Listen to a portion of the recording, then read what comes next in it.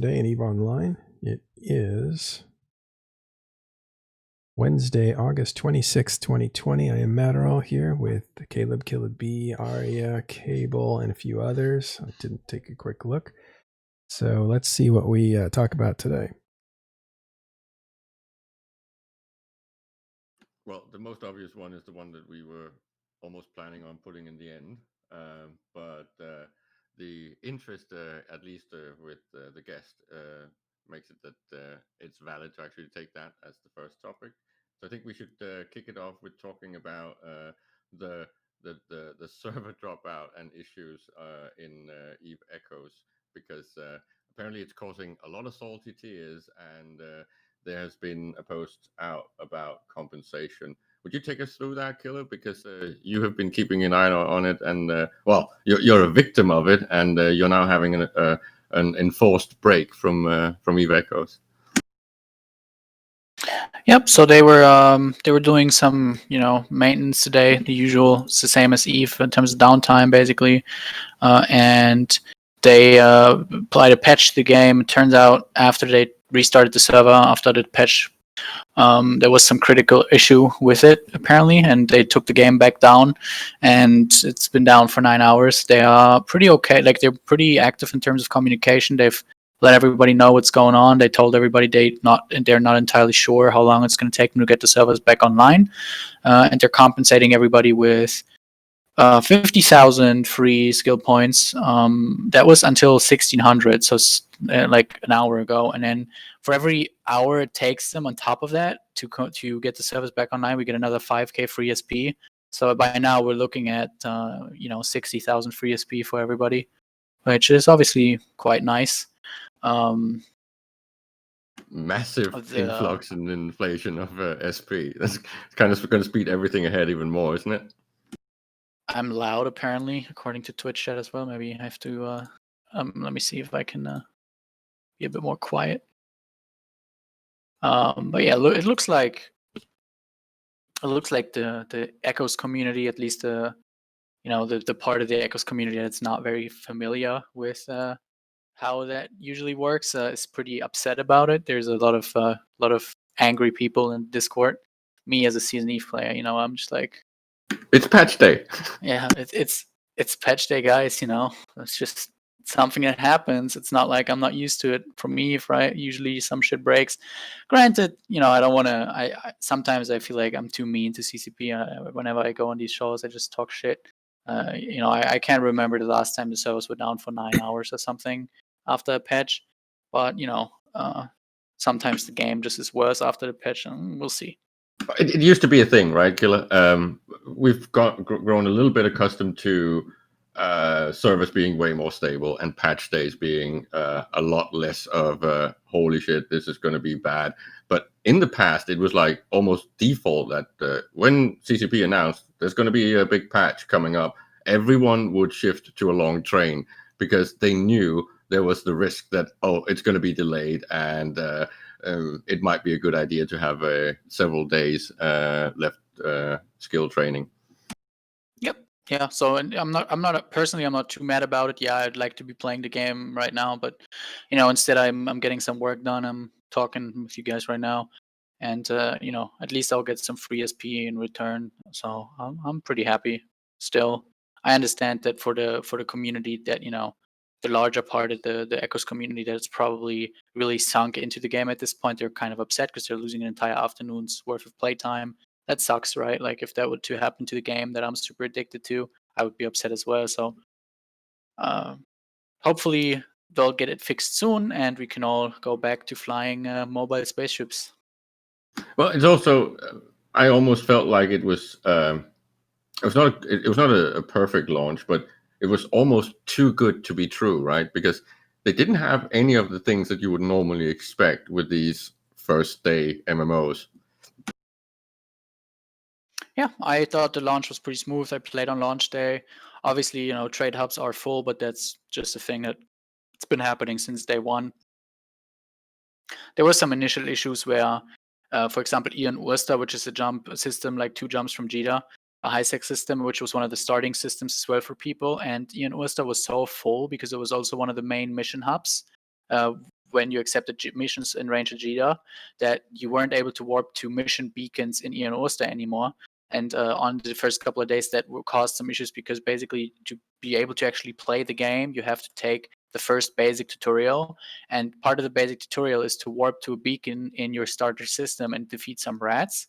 And that wasn't possible because the system was so crowded that nobody was allowed to warp to any beacons in system. So basically, new players couldn't complete their basic tutorial because they were getting this error message that the system was too crowded and they, couldn't complete it basically. So that was a problem, but they've fixed that. They've basically removed the starter systems around Jeddah, and now people are spawning a bit further away from Jeddah. And I think that's been working pretty okay so far. And it's also you did have some lag issues. Yeah, true. Like that's early something on. that happened as well, but I didn't notice it too much. But yeah, there's certainly some issues in some of the very crowded systems. Yeah. But overall, it's been a pretty smooth launch for sure, and I think the game's been doing okay so far. Do Yeah. you by any chance know what was supposed to be in the patch? Like, what was Today? it supposed to be fixing? Yeah, there was a really really big list of stuff that was fixing today. I can give you the details in about a second or two once I found them. But I have them somewhere for sure. It was a lot of bug fixes, but also some things were addressed that were really annoying. Some things that I thought were now I can't find it obviously now, which is just really making me mad. Yeah, I'll find it. Because it's a little bit of a, of course, when you run launch, you always end up with fixing a lot of like critical things. But if they're trying to do both critical and semi-critical, and end up with a very very big patch, that's like one of those things that can usually break the camel's back, Oh yeah, right? And that's why. One of the biggest things today was certainly that they removed the brokers free from selling packs, from selling plaques. So they basically made the plaques trading a bit worth it, more worth it, or whatever you want to call it. They removed the brokers free from selling plaques. They changed some stuff around with some of the tutorials. They added some loading screens, which I thought was kind of funny because there were not a lot of loading screens. So often you would just get a black screen and then suddenly it would load. And then again, a lot of bug fixes and some SB compensations that they were handing out for maintenances and stuff like that. No super major changes in terms of gameplay. Some graphic Wow. stuff, but yeah. It's just funny that the thing that they remove is the broker fee and not the tax. That's like, that makes no sense to me. They are removing player differentiation and granularity and competition instead of the ISK sync. That's like upside down world to me, because there's still going to be the tax. So now it's just made this race towards the bottom, a little bit like the TTT fees in EVE Online, where everyone is just locked at minimum. And this is going to be the same with the Plex market, as I can kind of predict on Plex, right? Because now everyone is exactly equal when it comes to Plex trading. Okay, one of the things with your financial analysis I've noticed is that you want players to have more opportunity to become bottlenecks, therefore to command higher fees for doing their services. You like the gameplay where people have to rely on other people in order to proceed. And here's my argument, because that creates an environment where people can find their niche, they can find their gameplay, which appeals to you. Here's my pushback on that. People are not reliable. Not only do they not show up sometimes, but they trick you and they scam you. And so are you not creating an environment where people are too afraid of getting scammed and humiliated to proceed? When you say, well, you can use that argument, and again, in real life, I would agree with you. I would be perfectly fine if all nations in the world created equally good cars at completely equal prices and costs, and everyone was paid the same purchasing power, salaries, and all that stuff. That would be great. I would definitely applaud that. It's just not good economy. It's not a dramatic and competitive economy. So you don't get winners and losers, and if you don't have winners and losers, There's no drama, there's no volatility, and as a game thing, that's just not good. In reality, it would be fine. I'm all for it. I'm also for abundance economy in real life. I love the concept of vertical farming. I love the idea of free energy. It's just in EVE Online, which is supposed to be a simulation and a game where we fight each other and compete with each other and occasionally collaborate with each other. That's just not healthy. It's not good. It doesn't create gameplay.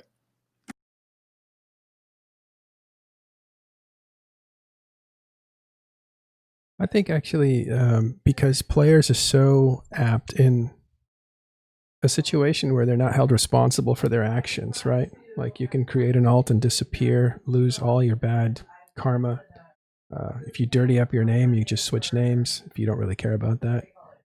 And trick people again and again and again. Since there's no accountability and you can escape your past, what motive is there to be trusted and faithful to deals that you make? And if you don't You have get my that, point. I agree with you in the real world. I just don't agree with you in EVE, because in the real world, everything you just said is still also a fact. You might think that there's accountability in economy stuff and white collar crime, but there really isn't. Everyone knows that it's almost impossible to prosecute white collar crime. yeah, I know. It's more difficult than, say, violent crime with he said, she said. So it's just, I just like those aspects in EVE Online. I hate them in real life.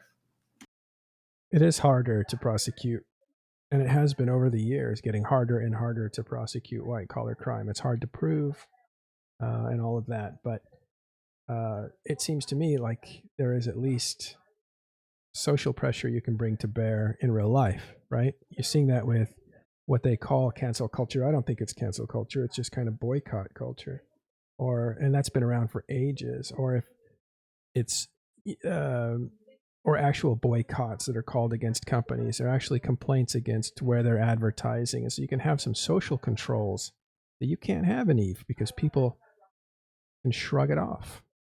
And therefore, people can get away with crimes in the game they can't get away with as easily in real life because their identity stays. They can't just switch identities, right? But you do that in real life too. That's the whole idea of limited liability. That's kind of true. why it's there, right? It's in the design. If you have a limited liability company, that means that you are not, as a human person, liable legally for what goes on in the corporation. There's a few exceptions to that rule, where you have accidental or semi liable deaths that can bring on things like that. And in the past, when we had better regulations and laws, you did have some ability to, like, you could legally kill an actual corporation back then. And of course, there was a time before that when corporations actually had an expiration date. There's many of these things, but I don't want to go into the weeds of economic stuff. I'm just pointing out that what this does, this change in the broker fee, is that when you remove the broker fee, that granularity that you had from players trading in different locations with different skill sets and with different net asset value, that's going to be pretty much removed because everyone is equal. So everyone is pretty much let in to the New York Stock Exchange floor. Whether you're exchanging 1 unit or 1,000 units, it doesn't matter. It's all the same flat price, and the margin will just be microscopic around the taxation. So it's going to be 16 to 18% is going to be the margin between buy and sell on Plex in that market, if I'm not mistaken. But I want to go back to the whole mobile gaming and mobile experience, because there's been a lot of this back and forth and salty tears. And pick this theme up a different time. It's just people that are usually not necessarily prone to want to call someone summer children or dirty casuals are basically seeing this mobile community explode in rage over something that not just on in EVE Online, but pretty much in any MMO is a reality. It's just fact, right? I don't think I have played a single MMO where there was no issues around launch. You guys, any of you guys ever played anything?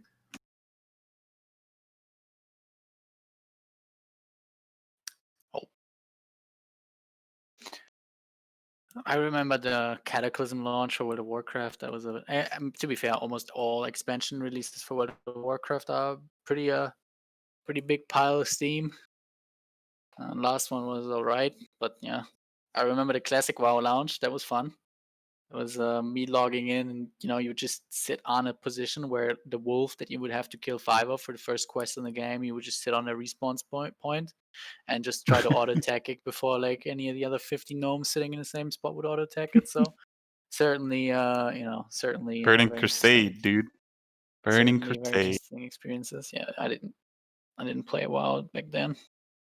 Land rush, the land rush in Archage, right? Also, like, holy fuck, that was so toxic with all the hacks and cheats and whatnot. There was a beta, Dusty Monk just said the New World preview looked like it went without issue, but because it was a beta that's like limited to the amount of people that are there. Once they open it up to the general public and you have It's gonna potentially crash millions like of people crazy. streaming in, it's it's just hard for this server, and it would be silly for the gaming companies to have capacities that can they don't need that sort of capacity for the average day. It's already usually around the launch where the activity is crazy high, and then after a couple of weeks it settles down to its normal level, and that's what they base their capacity on. Obviously, the normal level, not the peak levels, because the peak levels are not going to stick around. Yeah, this is what is usually called a hype cycle, right? Where you got that massive activity in the beginning, and you can't scale your business on that. That would just be bad. Imagine if you had to do shelf size or stuff like that, and for stock that is coming in, like when the PS5 is going to launch, there's just going to be massive bottleneck because of the high interest, right? And it's going to take a quite a while before the market gets saturated, and that's just true with every MMO launch as well. You can't buy server.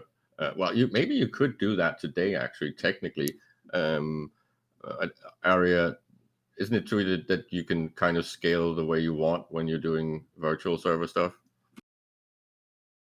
You can if you put the money behind it. I think that's where New World has an advantage over other games, because being part of Amazon, they can leverage their own cloud infrastructure and throw resources at it. But I would say for companies that aren't not like that, you have to kind of balance how many servers you want to pay for a launch. And we've seen MMOs in the past few years struggle with login queues and game crashing.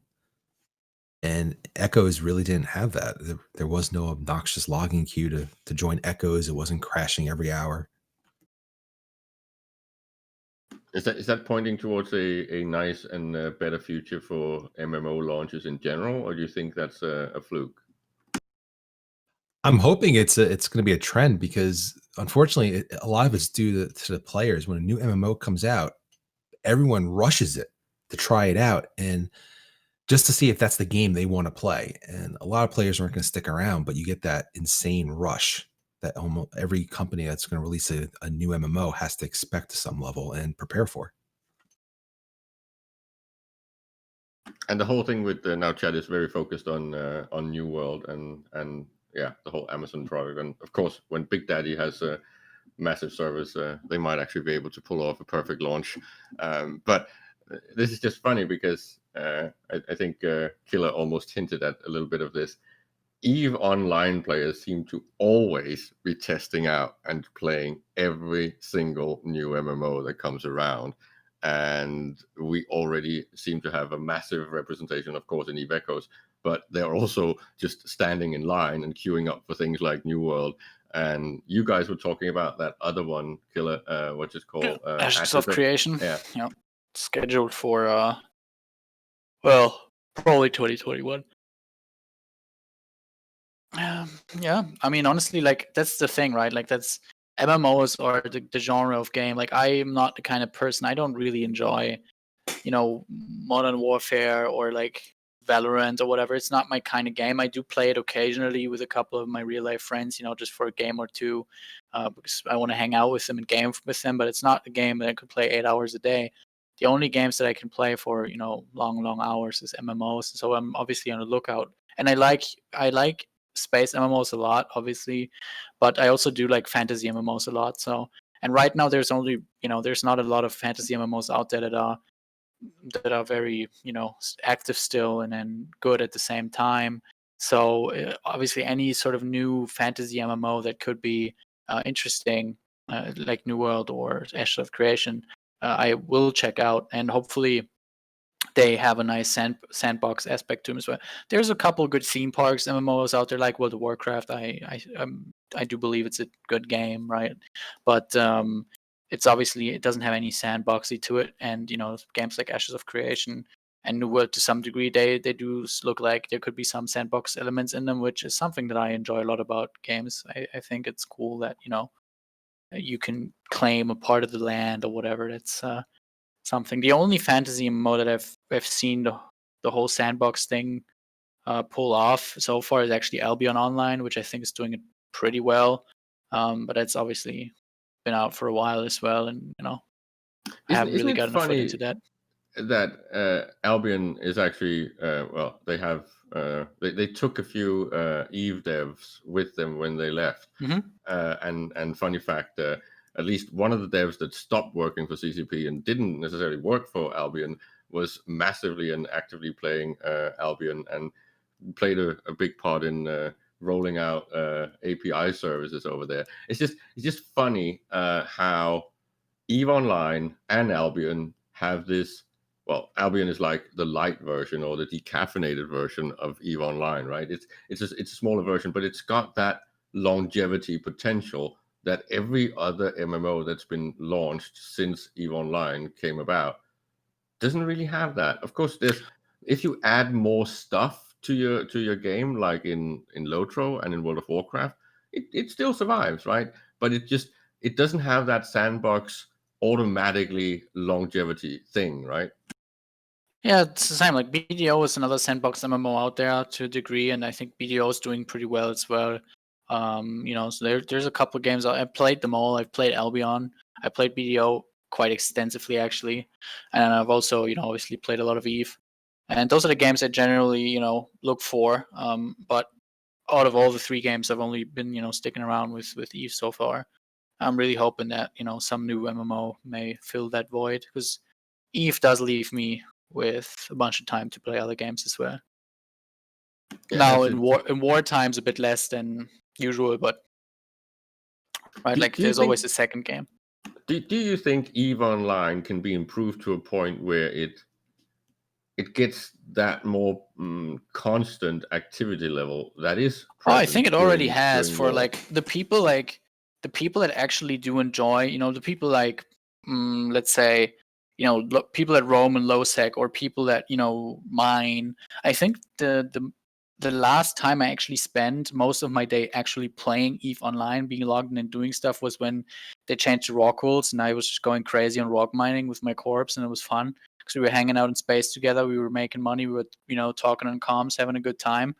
I think there's certainly players out there that do play the game for multiple hours a day, but in my play style, the way that I play EVE, that's just not really a thing at the moment. You log in for the fleets that you do, and then outside of that, you take care of the fleets, you organize them, but that's it, right? In between that, why would I rat? I don't need to rat, so I don't do it because it's not necessarily fun, right? The only fun I have is doing the big war stuff, and then anything else that other people do because they have to, because they want to pay for their accounts, or they want to get a Titan or something. I don't have to do that anymore. I'm done. What if more of the EVE gameplay, what I would call the lower parts of the game, were more like EVE Echoes? Because you have been a bit of a proponent and a fan of the EVE Echoes play. What if more of the gameplay down the scale, so early or low level PvE of all kinds? So the only reason I'm doing it's not the PvE in Echoes is not much different to the PvE in EVE. The only reason I'm doing it is because in Echoes I actually still do need the money, right? I need the money, so I'm running the missions and I'm doing that stuff. I go mine because I want to produce the ships myself because it's actually still way cheaper than it is in Eve, right? Because the market hasn't settled. Like you actually save a lot of money when you build your first character yourself instead of buying it off Jita, right? Because the day I bought my first character was the first day that the character was obtainable by people because just they reached a tier level that you need to fly the character. And the first couple of characters cost like 50 million ISK on the market, but the production cost is at like 11 or 12, right? So you save a little money by just building it yourself, and that's why I do that. That's why I mine. That's why I run missions in the game. As soon as money becomes irrelevant in Echoes to me as well, then I'm not going to do that anymore, right? And it's something that is going to happen, but luckily it's probably not going to happen within the next month or two. So I'm going to get my money worth of the game anyways, right? Like, but it certainly has that issue. I wouldn't call any of the PvE money making gameplay in Echoes any better than it is in Eve, but there's simply a need to do it still, whereas in Eve there isn't. So you're saying it's more the necessity that's the driver for now. Yeah, but that's fun for me as well. Like that's one of the reasons I enjoyed BDO so much, because there is no level cap in BDO. You can just keep grinding XP, and it gets to a ridiculous level where, from one level to another. When I was playing at the time, I think from level 63 to 64, it needed like 1,000 hours of actual grinding, which is insane, obviously. So it got to that point where the grinding felt a bit weird, but you were still making money, you were gaining XP. I'm a person, I do like grinding if I feel like it's worth my time. It's worth what I'm getting out of the grind is a reasonable payoff, so to say, which is why I did work mining when it was originally released. And even after that, once it was nerfed a bunch, I still thought it was worth sitting in the belt for 8 hours because it was making so much money. I started work mining the first day the changes came in. The first day the changes that came in, I made 700 million ISK per hour per rock wool. Right? Yeah, like ridiculous. That amount of money is just too ridiculous to pass up on. Yeah, and this just brings on a very complicated topic that we may not be able to cover in any fulfilling way, but I do think it's relevant to mention, because this is really about the whole vertical scaling versus horizontal scaling. And there's very little vertical scaling in EVE Online. It's like they haven't really figured out how to do it. They add these things that kind of push the vertical roof, so to speak, but they don't have the scaling. Whereas horizontal scaling, just adding more accounts or more corp mates, is almost infinitely scalable. And we've talked a lot about the value of an alt account actually sadly being higher than a warm-blooded human being because of trust issues. But back to the Black Desert Online, which I really liked that design of diminishing returns, right? That you do have added value. There's still more to grind. It's just you get less and less back. And of course, since you're also getting better and better at the grind, it doesn't necessarily, it becomes a hard choice. Do you keep grinding, or when do you stop? Or then you compare yourselves to your neighbor and competitor, and he's still grinding. I kind of need to grind too, right? Because it's this race thing. And I do think that that's one of the things that BDO almost got perfect. Almost. Yep. BDO was ruining my life for the time period that I played it, because me and a couple other friends of mine that, came from the same corp in Eve, we played BDO together, and we had this insane competition going on inside the corp. It wasn't like something we set out to. It wasn't like, oh, whoever reaches level 62 first is the king. It just happened naturally. We started playing the game together, and then we started comparing, hey, how much percentage into 60 level 1 are you? And he's like, oh, 42%. And I'm 31. And it's like, fuck, I need to grind more. And it was insane. And that's the kind of fun, while it might not be healthy, it's something you probably have to consider as well. It's certainly something that makes games addictive, at least to me. I love the competition inside a corp. I love, sort of being the best in something in my corp. In some games it's just being the richest guy. Some games it's being the guy with the highest level. That's what I thrive for, and that's what keeps me playing when it comes to those games, right? And that's what I'm doing in Echoes right now. It's just the money again, I guess. In EVE Online, in EVE Online, it's probably the only game I'm never going to reach it, because there's always new stuff. It's the wars keep going. My time to leave. There's nothing that takes away your enjoyment of EVE. You don't need to compare yourself to, say, another corp or Yeah, exactly. another player or something like that, because it's like in real life. If you push yourself to excel to some level, there's most likely going to be someone in front of you that you will then have to compete with. It's very, very rare or almost impossible to just face roll or grind yourself into being the best in the world. There is no amount of work hours that will make you the next Michael Jordan, right? It's just not possible. And that, realizing that in EVE Online is kind of comforting. It means that you can progress at your own pace. You can compare yourself to whoever you choose to compare yourself with. It's more like call it mid-range sports stuff, right? Yeah, but there's an illusion as well that I think that people want to keep up. Like they want to keep the illusion alive, because there's a lot of people I talk to in Echoes that say the reason they haven't really played EVE Online yet is because they feel like they can't catch up in EVE anymore. Whereas in Echoes they still have the chance to be one of the first and blah blah blah.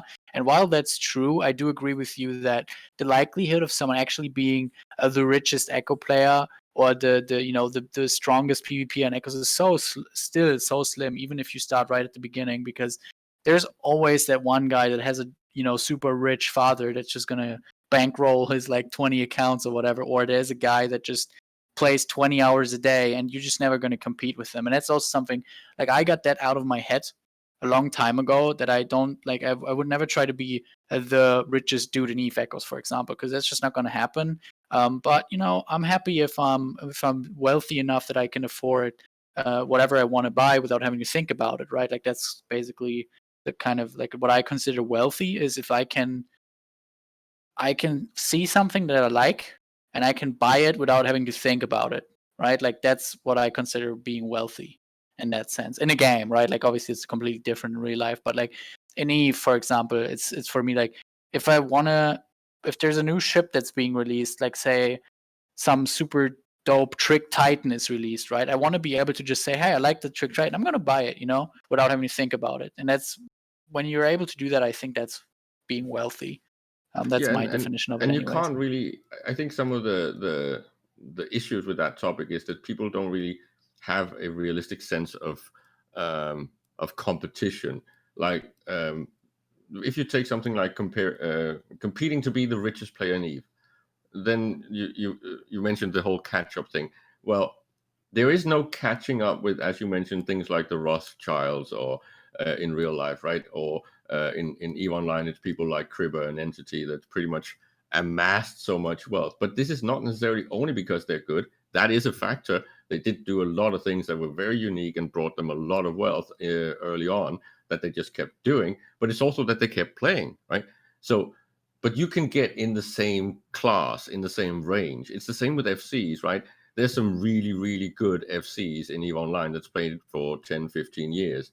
But if you get in there and you actually start working at it, you can get up into the same league or maybe even surpass them, right? We've definitely had some young dudes come in, like what I would call in the middle of the game, and progressed so much that they are fundamentally better than many of the old veteran FCs. Yep. Best example of that is Elo. Like Elo was, when he started coming up, he was there was some old FCs when Elo was the new FC, right? And he still kicked ass, and there was a period of time where basically everybody in the game considered Elo the best FC in the game. So it's certainly possible, and it's still possible now. So yeah, I 100% agree, and that's something. The problem with this is that you can keep saying it, and people won't believe. Like whenever I talk to new EVE players and I ask them what is your goal, and they're like, oh, I just want to be able to get a Titan. That's a fine goal, that's cool, but becoming wealthy in EVE Online, I don't think should be the goal, because I was there. I was at a point in EVE with the whole casino thing where I had basically infinite money, and I can just tell you that it gets boring. Like it unironically does get boring, because I don't know, man. You like. But didn't give you it did give you some room to excel to your next level. I definitely see. Well, of course, there's Eve being a generational game, you naturally progress, and and you mature in real life, and all that spills back and forth. But that money and those experiences that you had back then, it did actually give you some opportunity to push you into, say, your next league. It was like taking a step into Super League, right? Yeah, so the experience, I would agree, but the money really didn't do that. Yeah, I was able to buy a fancy Titan, but at the end of the day, that didn't do much for me. It's good, like I said, it's good to be able to, not have to worry about paying your Plex. I think that's something that people should really aim for, is just paying their accounts with in-game money, and then also being able to afford the ships that they like to fly. That's cool, right? I don't think that, saying like, oh, I want to be super wealthy and you should be a goal. I think you will find that once you reach that point where you have lots of money, you be like, okay, what to do with it now? Unless you're a market, like I know that people like really enjoy using their money to manipulate the market and have fun on that level, and that's cool to see when you do some market manipulation. You can see the effects of it, but that's never really been my bread and butter. I'm not into that kind of stuff, so I can tell. I at least from my experience, when I had infinite money, it was boring, like to me, anyways. Well, yeah, so I think that that's one of the great things about EVE as well, is that there's people that have been, for example, living and camping in Rancer for 12, 15 years, and they're happy. They're still playing the game. They're having a good time because you can set your goals the way you want them to be, right? And you can do that more so in EVE than you could do it in any other game. And in World of Warcraft, you can also do it to some degree. You can say, hey, I want to make sure that I always kill the latest raid boss. I want to make sure that I have all the achievements. Something like you can find a goal, and you can basically work towards that goal, and you can find your niche, and you can be happy with the game. And it's something I think very unique about MMOs, where a game, like, what goals are there in Valorant? You can win the game and that's it, right? And you can either win the game or you lose the game. There's no, like, I guess you could, like, oh, I want to collect all the skins for my weapons, but yeah, I don't know, like, there's just not, like, there's not that much diversity in a game like Valorant or any kind of shooter that you have in most MMOs. You can just not define yourself that well in them.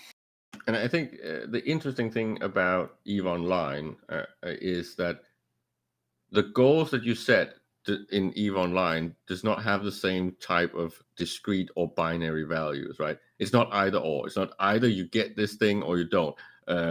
Or you can't say, oh, I want to reach 1 trillion. You can make these goals, but they're kind of not meaningful in that same way. Your results when you set yourself goals in EVE Online, at least you're going to be fed, call it capital, on more than just one thing. You can't say, I want to get 100 corp mates, or I want to make 1,000-man alliance. You can make those goals, but they are kind of meaningless, right? Because that's not really how you build a corporation. It's not how you build an alliance. It's not how you do trading on the market to set these hard, completely pulled out of the air numbers. That's just not how it works. But it is in other games, right? Then it's a very binary either or. Either you get to the goal or you don't. Yep. What's your next goal, making Killer? friends. Yeah, I mean, Jogar, you make a good point, right? None of you are talking about making friends and having fun. So I made a lot of friends playing EVE, right? It's a good point. It's probably something I take for granted at this point, which is why I don't talk about it that much. But certainly, I've met people and made friends that I play other games now with as well. So it's worth a lot.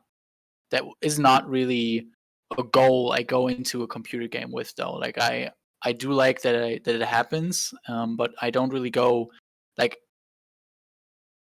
I don't go into EVE playing saying, hey, I want to make some friends.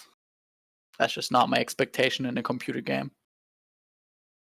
And having fun, yeah. I mean, to be fair, I mean, there's probably plenty of recordings of me moaning about EVE, right? Not having fun with something because of tie-dye, because of whatever. So it's this double-edged sword, right? Like, EVE is very much a double-edged sword, but every game is, right? There's periods of time where I hate playing BDO, and I still did it. It's yeah, maybe it's just my way of gaming, but for me, there's always sort of a more important goal. Sometimes fun goes in the background. I think what one of the aspects of EVE Online that I really like is the fact that it has so much potentially in common with actual sports, right? I keep ending up trying to explain to people that play EVE that they should view it more like something like European football, where you have, especially when you have a situation like a war, right? Because we have all this spin and we have all this propaganda, and people get really fucking intense and wind it up, right? But I think sometimes they forget that it's just a game, and they forget how these things work. It's like it's not factual, right? If you take a German national league game of football, before the game, all the posing and the drama, and it's going to be easy, and we're going to crush them, and all that stuff is just a natural thing in the narrative of a football match. Then you get the actual game with the commentators and trying to explain what's actually going on and calling the play and comparing to historical statistics and all that shenanigans. And then on the other side, usually you have a set winner and a set loser, and then it becomes controlling the narrative, right? And being sportsmanlike, but still pointing out that you won. So when you've won, you always pull up your opponent, right?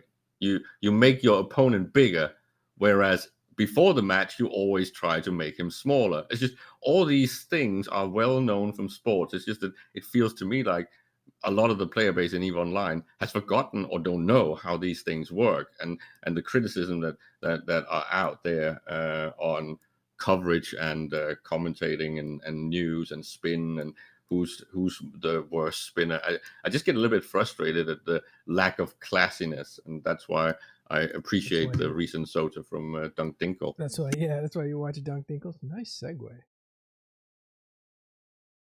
And I really like, and to be honest, recently, of course, there's still spin, but I think almost all sides have been keeping it kind of classy, at least in what would be the coach and the playmaker level, right?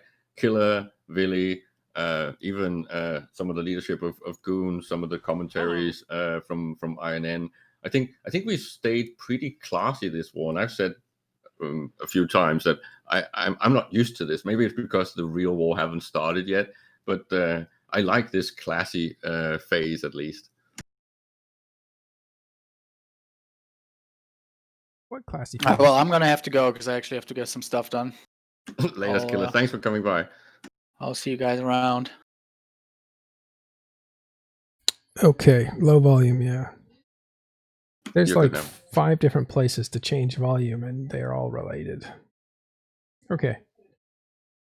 Thanks for covering. So we lost Killer B there. You were going to talk about Dunk Dinkle. He's saying this message that he gave that's an what do they call it? It's not a state of the alliance. It's a message to Sota, not Sota, that he always does. They're great. I love his videos. Yeah, it's very personal. It's his way of basically saying, like, all right, let me give you an idea of like what's going on with us as a group. And he's talking to his own membership. But what's he say?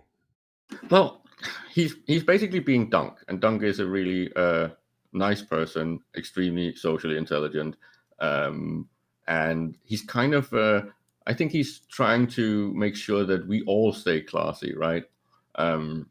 Keep it down, control your hooliganism, don't be dicks, basically. And also I think it's got a very strong strategic point that once you start screaming, you've lost the argument. And this is something that, back to what I just said with saying thank you to Killer and Willy for being, well, staying classy. They're spinning, of course, we all are a little bit or a lot bit at times, but staying classy is something that I think they've done really well. Maybe not so much on other shows, but at least on this show. And I think Dunk is just pointing out if they do that, right? Mm-hmm. If they keep the tone right and stick to the game, enjoy the game, take part in the game, play the field, not the man, it's going to be more enjoyable, right? I think that's his main thing, that enjoy it. This is fun, and up till now it has been, I think, for most parties. And again, I'm going to do a little bit of apologetics for the meta show. The meta show is a bit like, that press conference before a boxing match, it's supposed to be over the edge and almost a little bit dumb. Hell, they're both mainly role playing the most of it, right? I don't think anyone is in doubt that Fountain Frank is role play and not actual opinion. And I just think that's also a feature of Eve Wars and Eve propaganda. But at the end of the day, I'm pretty much with Dunk. That's what we should be as Eve players. You think Eve Frank is a fictional character? Let me say it like this: I hope the Mittani and I hope Fountain Frank are fictional characters, and that at least 90% of what's going on there is LARPing. Otherwise, I'm a little bit scared. I think they probably are. That's a safe bet, right?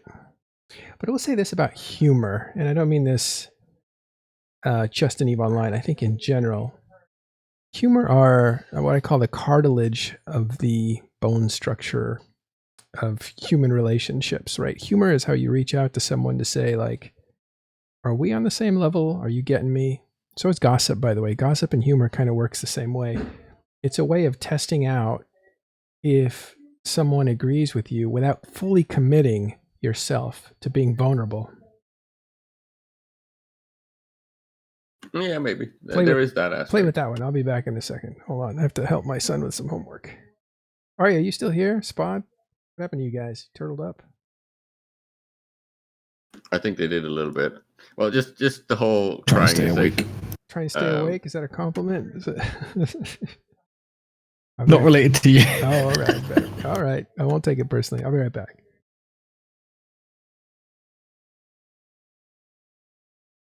There you go, Caleb. Monologue for a second. I don't have like an on-off button like that. You have to put in some work. Well, now he thinks I sound like his wife. Anyways, just the whole thing of poking fun of opponents and doing drama back and forth. That's also to be expected, and I personally believe it's content. I like a little bit of drama. I like some fun on the seats, as long as it doesn't devolve into some sort of slugfest and crazy violence and personal attacks. Yeah, it's part and parcel to the whole Eve War. There's a bunch of people who just come to expect and want to see that propaganda. And to be honest, some of it is actually really good. There's a lot of lowball propaganda and bad memeing, but there's also some really good stuff out there.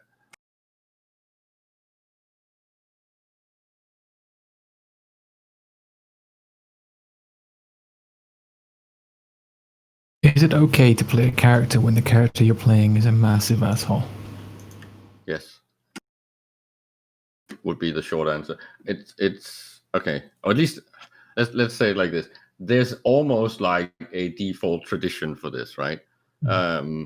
I've just watched the most recent Netflix documentary about the history of gaming, and we've been doing this since day one. And what's his name? The creator of the Ultimate Games.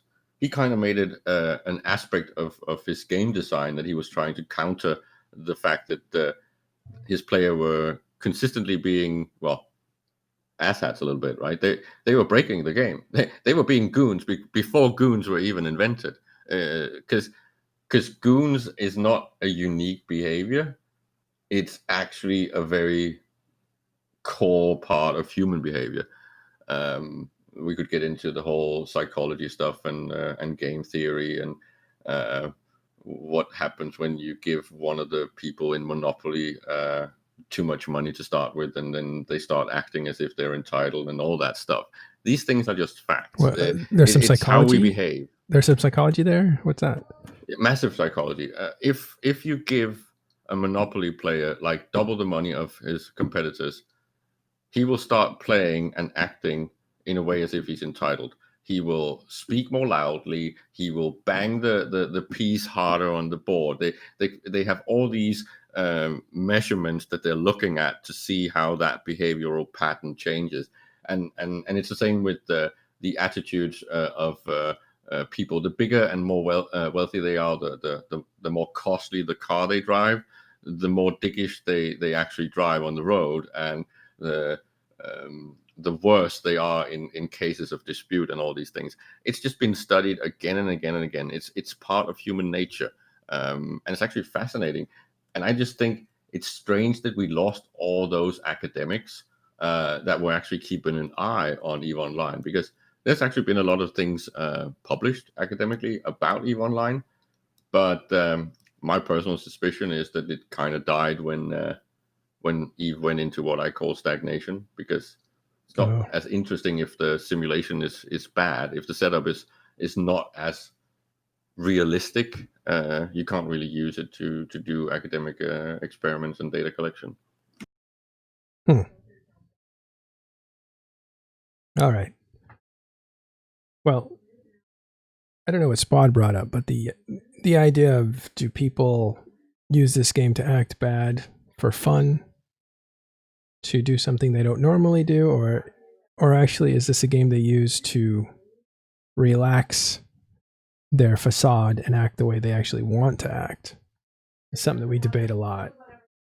Well, it's the whole thing with both with acting and gestalt therapy and role play therapy and LARPing and the more sexual kinky connotations of LARPing that goes into swinger clubs and polyamorous hooking up and all those.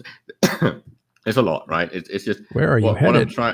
What I'm trying to say is that this aspect is also natural, to try and put yourself in a situation or be someone you're not.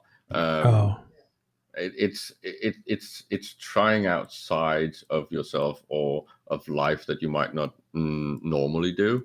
And just to take a maybe more down to earth example, one of the interesting fantasy series that have been written is the Dragonlance Chronicles. And interestingly enough, that whole narrative was actually played as a tabletop pen and paper RPG as well. And you have some of these characters in there that maybe you believe that they are good, but eventually some of them start trending towards not so good, especially in some of the later stories. And you have this main character, one of the twins, where you basically have this splitting up where one twin goes all good and the other one goes almost all bad and ends up trying to become all powerful, and then he ends up killing the gods and all these things, and he almost becomes the god of evil. It's a very interesting narrative, and remember, this was played by a character, by an actual live person. So that is why playing the antagonist and in games can be really interesting. And I also think that we see this in acting and movies. Some of the most challenging roles in movies is doing an antagonist well.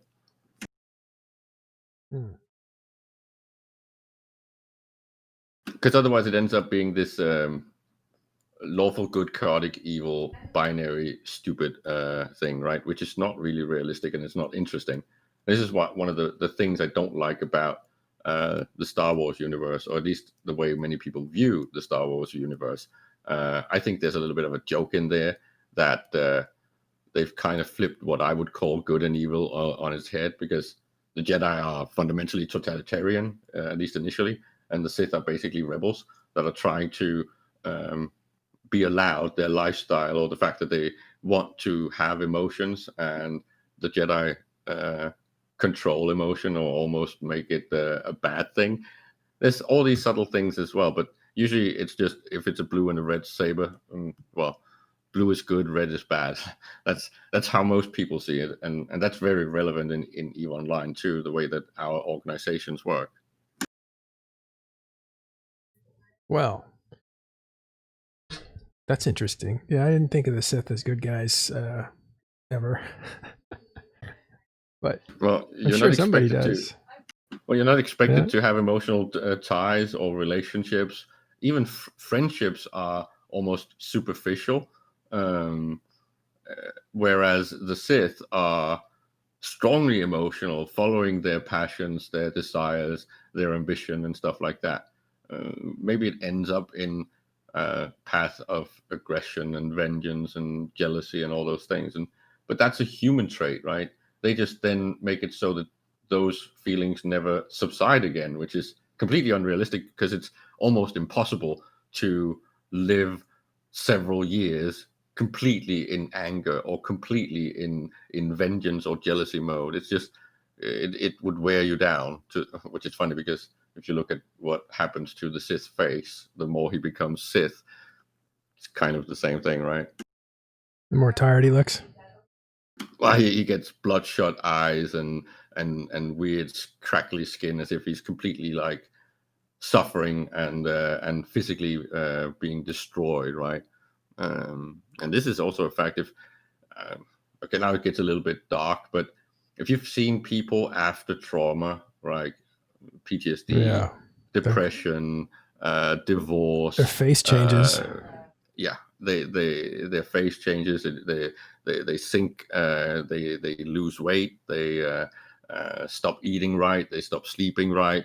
All of these things, right? So it's an exaggeration of what we know in real life, and that's what I loved about early EVE Online. That so much of it felt like a completely free agency roam of all these exaggerated things in the narrative. They took some of the best things from Roddenberry, some of the best things from George Lucas, some of the best things from the fantasy universes, and things like what's his face, George Herbert with Dune. They took all of these ideas and kind of mixed them all in a big pot to see what could come out of it, and that's why I am so focused on seeing Eve shift to its original lore, because I think the Amar, the Galente, the Kaldari, and the Minmatar are more interesting than the Triglavians. Sorry, Ash, and all you other fans out there. Well, why do you think they're more interesting? Because they have things like religious extremism, like slavery, like rebels, and extreme violent rebels where anything goes for the cause because we're suppressed. We have extreme militaristic attitudes and elitism in things like the Kaldari. You have almost decadence in Galente, right? With their vanity, with their whole sexual attitudes and things like that. Mm-hmm. You have all these slightly controversial topics in the original lore, and of course, because of things like censorship and the audience, that's been played down a little bit. But I've always said, well, I might also be guilty for the whole White Wolf thing, but I always said in the early days when I talked to fellow players and to devs, to me, EVE Online feels like almost the perfect sci-fi version of World of Darkness. No vampire which game. again, yeah, which again, well, it's more than just the vampires. It's everything else, right? It's also werewolves and mages and changelings and the supernatural human game where well, go on with that. Why do you think Eve is the because it's version? like, well, if you take something like Blade Runner, which is also very dark, that whole goth thing can be done both in sci-fi and in fantasy. And in fantasy, it's pretty much World of Darkness, and you also have it in movies like Underworld and similar things. There's a lot of these spin-offs that are very dark. What's the one with in the Deep South where they're all speaking with that nice deep Southern accent about vampires and werewolves, and then of course you have the horrible version of things like Twilight. But the point is that Interview with a Vampire, is that what you mean? Yeah. But EVE Online kind of hit that same mark, because dark fantasy is not as rare. It is rare, but there's a lot of dark sci-fi, but not on that cosmology scale. Like Aliens is a funny example, right? It's almost like a closed room drama. You don't get that much information about what the rest of the world looks like. You have a little bit about corporatism, which is very Blade Runner-esque, and Gibson universe, right? But Alien is that's just all you get. a space version of a haunted house. Yeah, exactly. But it tries to peek out of those holes, saying, well, this alien or the xenomorph comes from somewhere. And in the early ones, you're not really getting the whole thing with the ancient ones, and then they start In doing Iceland. the whole. It's The ancient ones that it's land in weird. Iceland. Yeah. Yeah, That's how yeah. Eve started. But EVE Online takes all the good stuff from really good sci-fi, and then puts it in a very neo-goth universe. And I think some of the lore back then, the early stuff, and the actual foundational cosmology is some of the best available out there. And I think it's almost sad that they haven't been able to really do something interesting with it, like make it into a pen and paper game, or make it into a TV series, or even just a 90 minutes movie. It could have been done. It didn't. It wouldn't have to be this documentation of great narrative. Not everyone needs to make a new Lord of the Rings massive opus. It's just not necessary. Just do a one-shot thing. Do like Aliens, right? Just one little movie.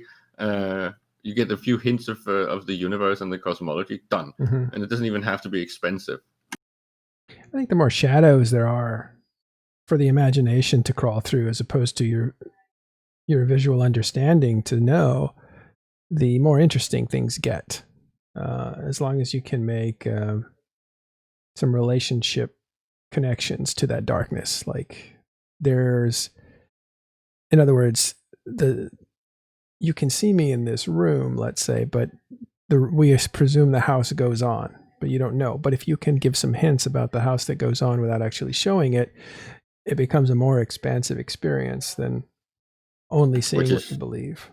Which is why Aliens, the second one, so not Alien, but Aliens, is the best in the entire series, because that does exactly what you're talking about. It gives you all these hints about colonization, corporation, Right. corporate entities, how it overlaps with the military, Yep. the roles of different people in society, and bigger it's so themes. subtle and so smart. It's just a little bit of a and also of genius. attached to the first one. What was the point of that distress signal that caused the first one to happen? And was that tragedy necessary, or was it corporate greed? And that's one of the good things about science fiction is setting up. Just to comment on chat, Jogadar says that he's not really a veteran. He started in 2006. That's a veteran, dude. Seriously, that's a veteran. You can't. That's so much in the first third of EVE history that it's definitely what is classified as a veteran. Yeah, we're talking about sci-fi in general, but there's a lot of overlap here between EVE Online and science fiction and gaming theory and gaming that's available to people and that sort of stuff. And just to answer, I think it was Dusty's question about whether dark genres or gothic genres are more prone to antagonist gameplay styles. Yes, of course it is. It's almost hinted at that you're supposed to do exactly what actors have such a hard time doing, portraying the evil character of a story, the baddie, and doing that is really difficult because you end up being cartoonish. This is why if you play something like Marvel-oriented games, or even some high fantasy, if you're doing a bad guy, they usually come off as the classical tying the woman to the train tracks and tweaking his mustache. Exactly. That they're just completely silly with their evil laugh and complete no emotions when doing evil things and killing and stuff like that. And it's just silly. The challenge is to try to do it in a way that's interesting and convincing. I love playing rogue characters in fantasy settings, because it's that whole thing of when do you do something that's heroic or good, but on the most part you are supposed to be kind of selfish and more focused on your own interest or your mate's interest, and you're usually working from a background that's kind of tough, so you're trying to bring that to the foreground of the story. without sounding like, oh, hey guys, I want to tell you my life story. It has to be reflected in your deeds instead. So there's just a lot more, to me, there's a lot more challenge in being bad, because you have to be convincingly bad. What is it that you've done that's well, your motivations have to be good, like in EVE or Online, logical, reasonable. Yeah, they have to be good to you. Your character has to see you're not. Very few people are bad for bad's sake, right? Some people like to see other people in pain. Yeah, but that might come from a place of pain itself. So you need to have. And go ahead. Or something completely different. We talked about Watchmen the other day, right? Mm-hmm. And Wade is he's a good guy, or at least he thinks he is, right? His intentions are good, even though he is doing things that are fundamentally evil. And then he starts out being seen almost as a good guy, or at least you understand that he's trying to be good. Then you see all the things that he's doing is actually bad, and you start being a little bit angry at him. But then it kind of rounds it off in the end. I'm not really spoiling something that was written in like the 80s. At the end, you kind of get to that weird middle point where you're a utilitarianist, just like him. You realize that sacrificing a few million people to save billions, you can't say that's bad. You can say that that's, well, you can at least not good, but it's definitely not bad, because sometimes you have that whole trolley experiment situation, and that's just a fact of reality. I mean, it gets difficult, but all good and evil tends to have a context behind it. I think Plato really points that out in a lot of his questioning, because he does a lot of that. If you kill one bad man for 10, is that actually bad? And so you start getting into contextualizing ethics and stuff like that. I'm going to go to Nick's point here. The majority of EVE RP, in his opinion, is out of null, low, and wormhole space where players are. Very little Empire space, as it just no longer matters. Yeah, I would tend to agree, and I would also maybe even add something that I know some will take offense, but I don't think the summer children's Sumer, if we're going to use those terms, or at least the younger players, necessarily have the same interest in RP in the same way as the old guys. They might, but from a new perspective. So we're going to have to wait and see. I think there's a big difference between, say, the Mitani's RP approach to both the game and RP in general, and my own, and say the way that someone like Baleful approaches RP. But I could be wrong. It's just, it feels like it's a more light, more LARPy, more costumey direction, where it's not so much the serious stuff like myself and ER0X and similar old school pen and paper pushes, where it's just, when we are doing RP, we have to like really stay in the box, like in a stay in character more than even stay in the box. We can break the box because a real character would be able to do that. You can't do the whole I'm a thief, I have to do thievy things. Like, that's not how it works. Or I'm an assassin, the only thing I do is kill. Like, that's not the point. The point is, why are you an assassin? Stick to your narrative. Stay within character. Don't use character knowledge. Don't be two-dimensional. Well, I think it's too hard to RP, right? You're playing a video game, and it's not like a movie, and not everybody that plays a video game is an actor. They're terrible, and their bad acting is going to take you right out of your immersion, right? And then there's your bad acting that you have to try, which creates a ton of pressure, which means you're not really having fun as much as you are like interacting in a little theater group, which it's just not, you're not really, at that point, are you really playing EVE Online, or are you playing this little theater group? I don't know how RP works, because I don't really do it, and I'm not making fun of people that do that, but I think it's incredibly hard, and which is probably why it's a very niche type of thing. But what I think was smart about CCP at the beginning was not to put in an entire structure, but to put in what are called the Chronicles. And you can see these here at fiction.eveonline.com. That's where you can get a ton of stories, and they're really just backstory, and they're little snippets of life inside.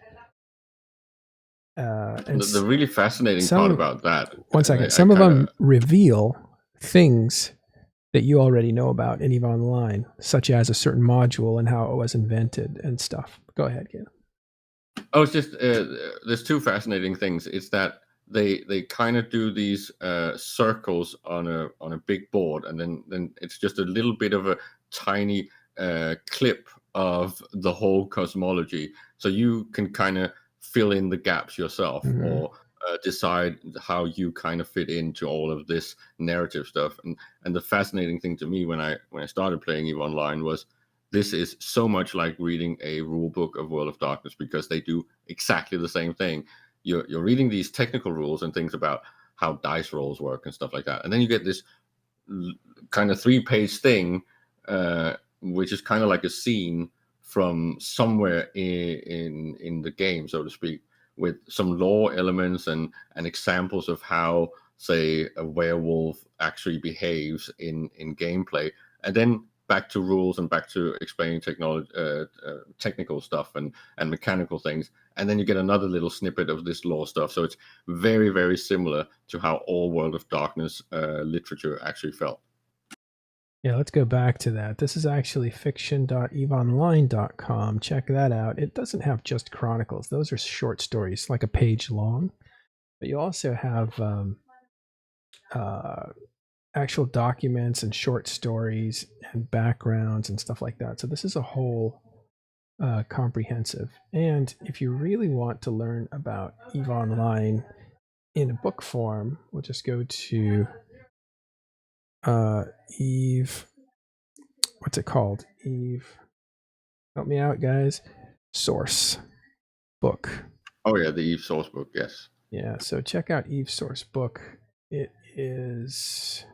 Well, and we should do a little bit of shout out, because all the Chronicles have been read by one of the EVE players and are available as podcast in podcast form, and you can also find them on YouTube, where he's basically reading them all to you in a very nice voice and very well performed. So definitely go and check that out if you want to check out some of those early ones, and if you're completely new to the game.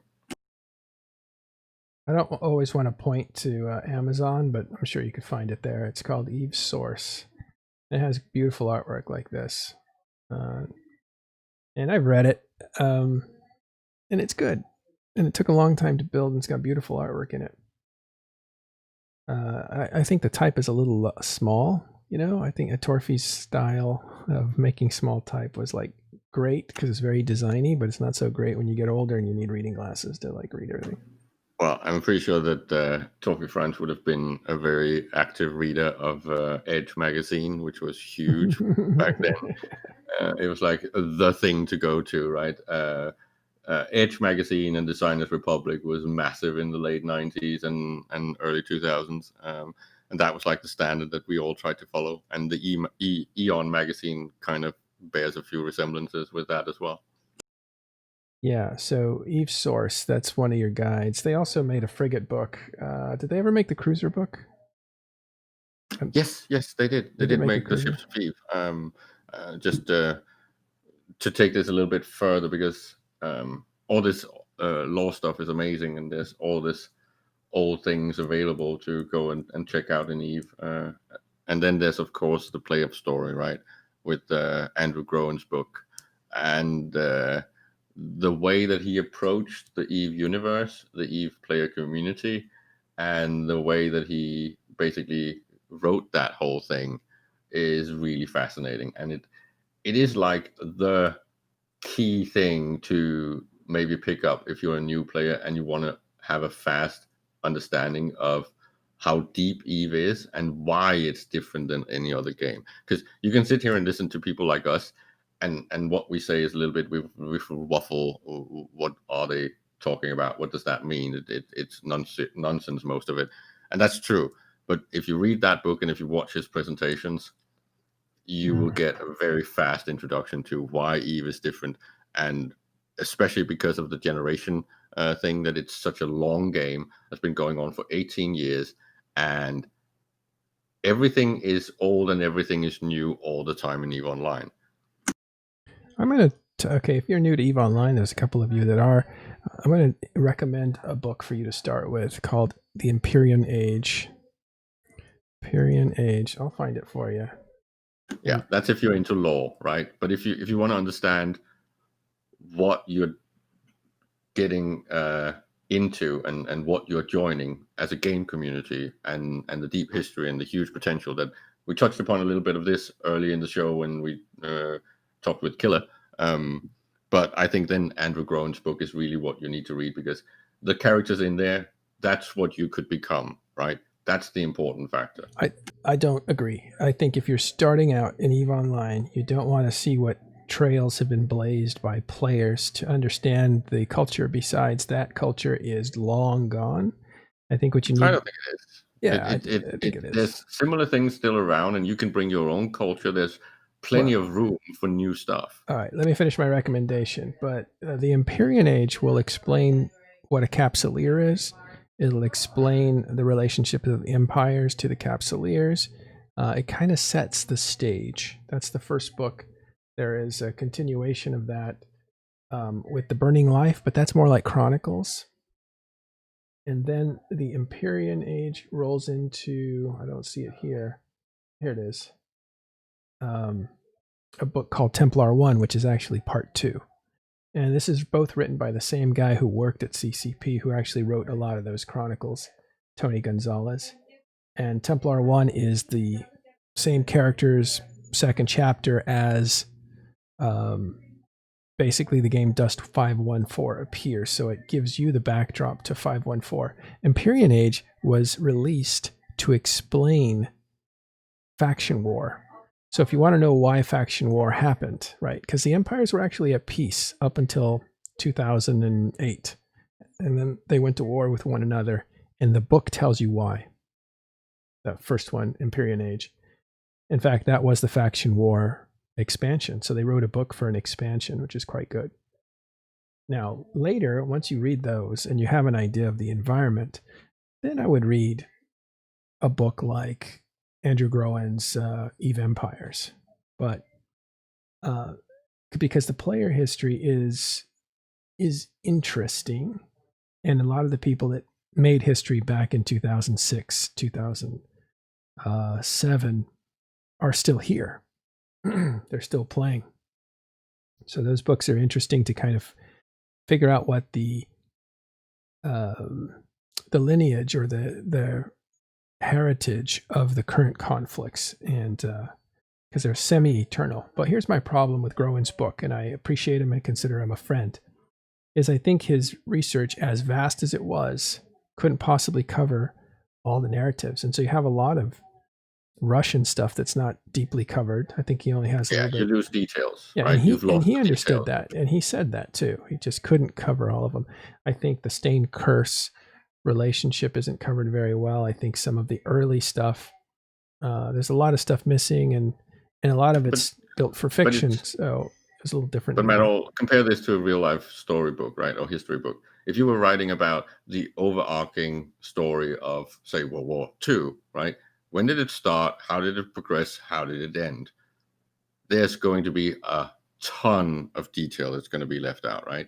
Because all the nations involved in that have individual different stories and details that are not going to be in a book that's about the whole war.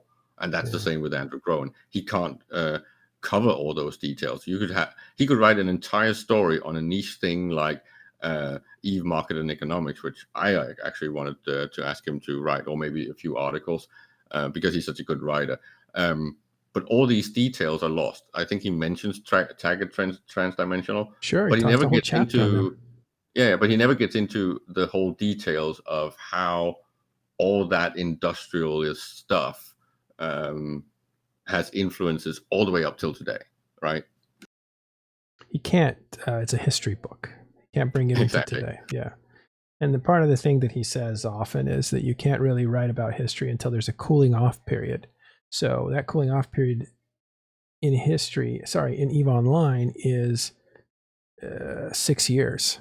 So he really has to wait for a lot of things to settle, a lot of passions to die down before people are willing to talk about that objectively. Yeah, I would like to touch upon something that the chat is starting to mention, and something that's come up a few times, and we've talked about actually doing and dedicating a show to it. The whole thing of catching up, coming in and being new in EVE. Can you make a difference? Can you have a group that actually does something that's noticeable, valid, or even relevant? And I'm just gonna say what I usually say. In EVE, this is more true that you can catch up, you can make a difference, you can be a personality very, very early on and on a level that you actually can't do in other games. In other games, if you've lost the land rush, similar to what's happening in EVE Echoes right now, you might actually not be able to catch up. This has been true for every MMO I've played except for EVE Online. In EVE Online, I see people coming in age 13, playing for 2-3 years, becoming amazing players of the game, and definitely getting noticed, making a difference. And again, because EVE is designed the way it is, even if you're not noticed, you still make an impact, because everything in EVE by design is supposed to matter. When you buy 1 unit of titanium, someone else has usually actually mined it. So you're always, with your activity, making an impact on someone else in the game, which is not true for any other game. I'm not sure that's enough, right? I mean, what is somebody actually asking when they say, can I catch up? What are you trying to catch up to? When you're born, do you say, can I catch up to the adults? You know, yeah, exactly. And can you catch up to geniuses like Leonardo da Vinci or Newton? Of course not. Well, unless you're a genius. But if you are a genius, you can catch up in EVE Online, and you will be noticed for that genius if you apply it. Well, I'm just saying there's a like a I don't know if it's the right word, predisposition to think that there is some place where everybody is at. And EVE Online doesn't really work that way. You might say, well, some people have a ton of wealth so they can buy everything and do everything. But here's what they don't have anymore. They don't have ambition for small things. And we heard Killer talk about that earlier, right? He doesn't have any interest in small things anymore. He used to, and he used to do it a lot. But at a point, you just don't anymore. When you join EVE Online, you actually are richer and have more potential than anybody who's been playing it for 12, 15 years. In that, you have a lot to look forward to. You have a lot of little victories. You have a lot of moments that are going to be new to you, and they're going to stimulate your reward system in your brain. In other words, you have a very low tolerance, I guess, for this drug. Is that the right way to put it? Whereas basically, it's you are easily pleased. Easily pleased, right? Which is great. And as at least up until what I call the stagnation phase of EVE Online, that was something that other players acknowledged and really put value in. Back when recruiting was hardcore, when you really wanted those new players coming in because they had that drive, they had that energy, they had that appetite. It's like your fanboyism, Matterall. Stay hungry, right? The Apple thing. I stay sensitized. Let's put it that way. I don't want to die. I don't want to get killed. I take it personally when I am killed. Let's footnote for you guys who want to kill me out there. You will get me mad. I definitely want risk-averse behavior coming from me, because that means that I'm still susceptible to all those emotions when I play the game. I try to not play the game as if ships are ammo, which a lot of people do, and that's on purpose. But that's for a different purpose, like. Anyway, the point is, when you say, can I catch up to players in EVE Online, this game gives you the opportunity to fully participate at a very quick start. Not right away. You're going to take about 2 weeks. Almost right away. Yeah. You might take 2 weeks to get, your balance. But once you have a few fundamentals down, and people have shown you a few tips and tricks on how to shortcut some stuff, you don't need the full concept of EVE Online. Come to Talking in Stations and hang out with us. You'll start to get that, a lot quicker than anywhere else. I think the most important thing is, if you don't want to necessarily, okay, you can come into EVE Online. You can play it for a year and a half and have fun. That's fine. But if you really want to play EVE Online, you have to almost dedicate yourself to it as a hobby, because it's got a life of its own. You will figure out things that you want to try that you haven't tried before, or because this is like, as Matt said, it's like in real life. I'm not gonna, if you're 16 years old, you're not gonna catch up to Bill Gates. Well, maybe if you are really These unique days. and if you thrive These days. for getting there, then you will maybe supersede him, right? And get bigger than him.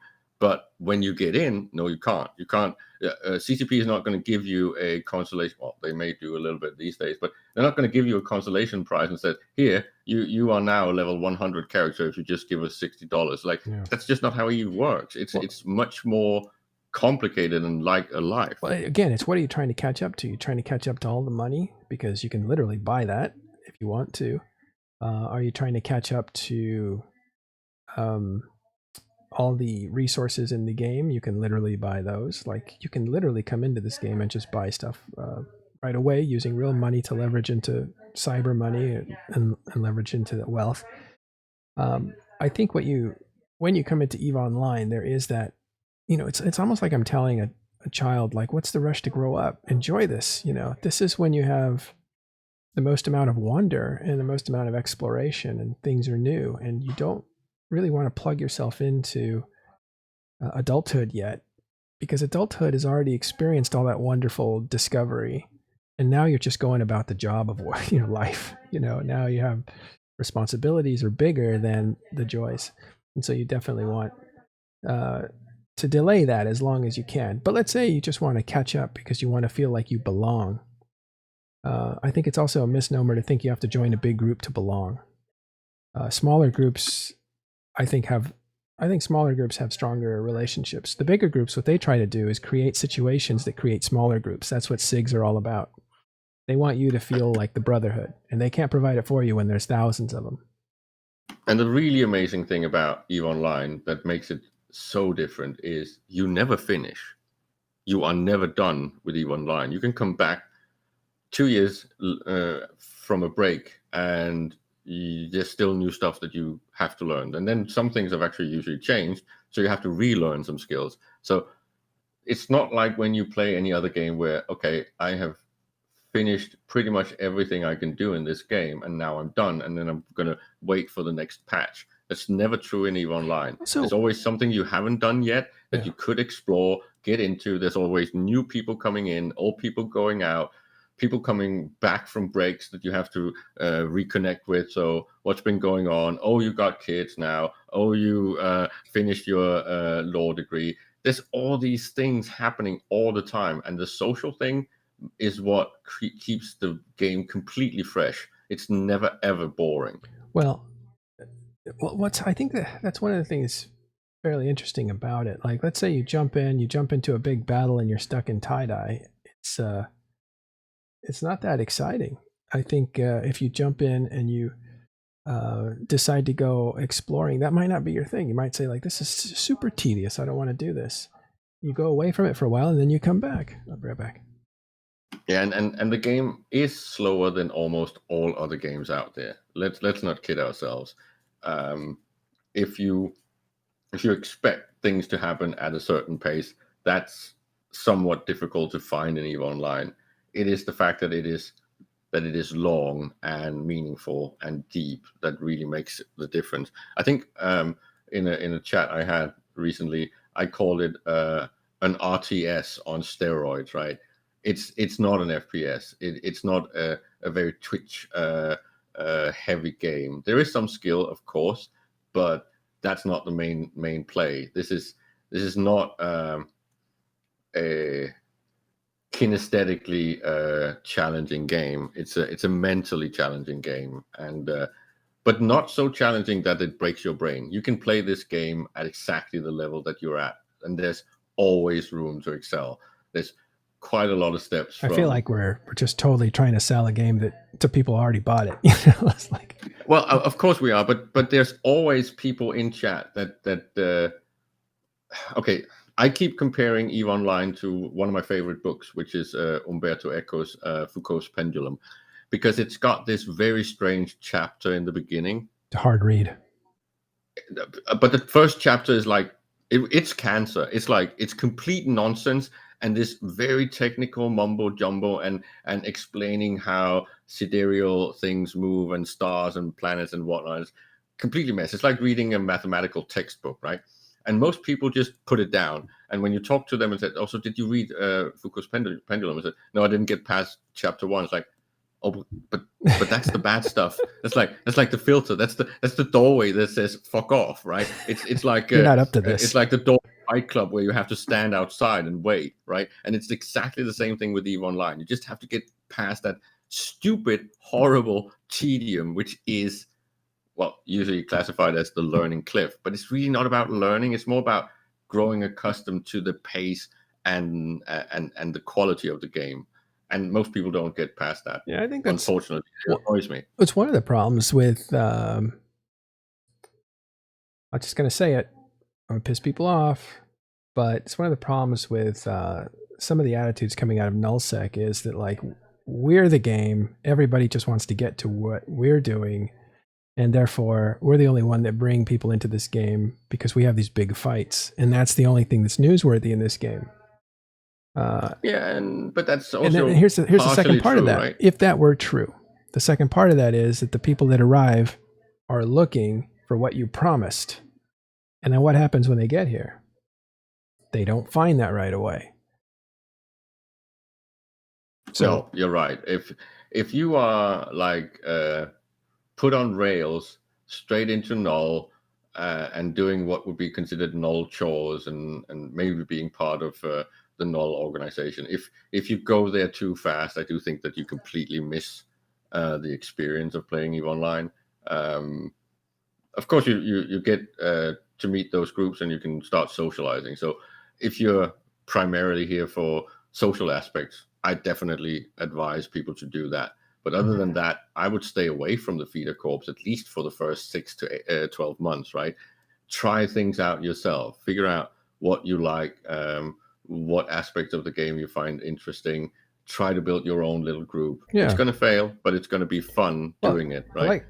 Like what Wrecking Machine is saying there, which I totally believe is, and we need to do this. Our responsibility to surface stories of smaller groups and lesser, I wouldn't call it lesser goals, but smaller goals. Not everything has to be cataclysmic that affects everything. And the more we can focus on people's experience and stories, the more scale will make sense. So when you do see 10 battleships enter a system, it sends shivers down somebody's spine because that's an armada, right? It doesn't have to be about Titans. Yeah, and an interesting aspect of what Wrecking Machine is pointing out is you can take people that are potentially veterans and get them to talk about when they were mom and pop or when they had lower ambitions or lower goals, right? Because most people don't start out going, I want to be a space tyrant in EVE Online. Well, anyone that does that is not going to succeed anyways. But and then the other side of that is talking to the smaller groups and small guys that might not have massive ambitions yet and talk about, well, what are your ambitions?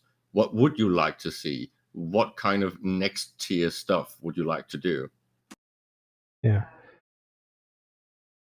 So let's see some of this stuff. So many small corp really. I think all this that we're talking about now, which is unusual, right? We usually talk about EVE, talk about what's going on, what the players are up to, and that sort of stuff. But every once in a while, we like to take larger themes and kind of open them up. There's not much in the news that I'm aware of right now. There's stuff that will happen. There's stuff that happened that we've already talked about. So this is a good time to explore some of these themes. And we are thinking of putting out some material, some videos along the lines of, is EVE Online a good game to play in 2020? And, we could talk to people who are interested, right? There's a lot of people coming to EVE Echoes that are like, I like EVE Echoes. This is cool. Oh, it's got this other thing, EVE Online, that's an online version. I wonder what that's like. And we want to answer that question.